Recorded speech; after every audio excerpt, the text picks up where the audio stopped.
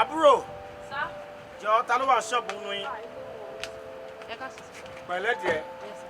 Mọ́ mi ńkọ́? Wọn sí lára ló jáde. Ǹjẹ́ wọ́n mọ̀ mí? Not at all. You don't know me? Wow. Wà á ti máa gbọ́ lọ́wọ́ Èkó náà. Yeah, mi náà pè lọ́wọ́ Èkó. Actually, ẹbí mo ṣe transformer yìí fún yín. Ìjẹ́ mo tá ọ̀nà yín náà lórí owó mi ni gọ́ọ̀mẹ̀ntì ò bá mi dá sí. Ẹ ṣe sá o. Ọ̀dọ̀ mọ́mí ẹ̀ ni màá ti ń rajà. I think àwọn ọmọ mi need àwọn food stuff kan. Do you have rice there? Gbé bag rice yẹn méjì. Yeah, àwọn Indomie yẹn. Àwọn pálí ńlá yẹn. Pack all of them.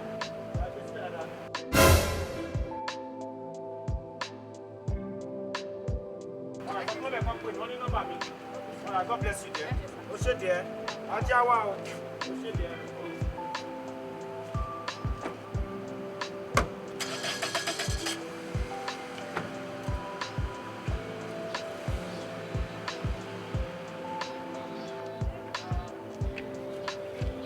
Yeah, really. 270. I don't like cheap dress. I don't as in. My drive to my jacket.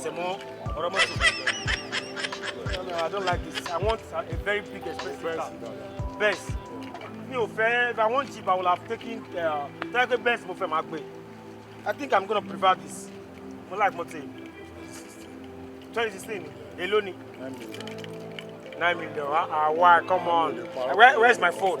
Where's my phone? I move phone. Yes. Go check. Idiot. Go check your motor. Kẹ wá fún lákàntì àtòrúkọ company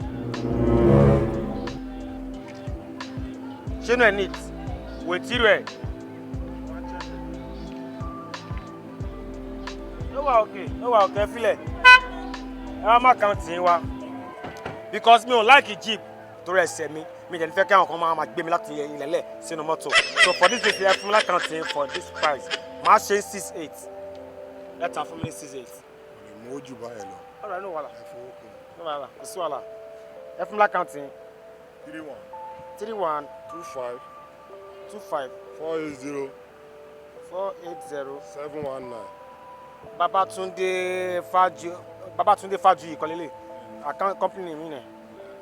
All right, I've done mo ti ṣe. Mo ti rí o. Ọmọ ẹ lè bẹ̀rẹ̀ comedy ni ẹ fún mi kọ́kọ́rọ́ jàre. Ma send owó sen ma na rí. Ẹ fún mi kí ẹ máa rówó jàre ẹ dà pé mọ̀ mi ẹ mọ̀ lówó Èkó ẹ máa rà láti.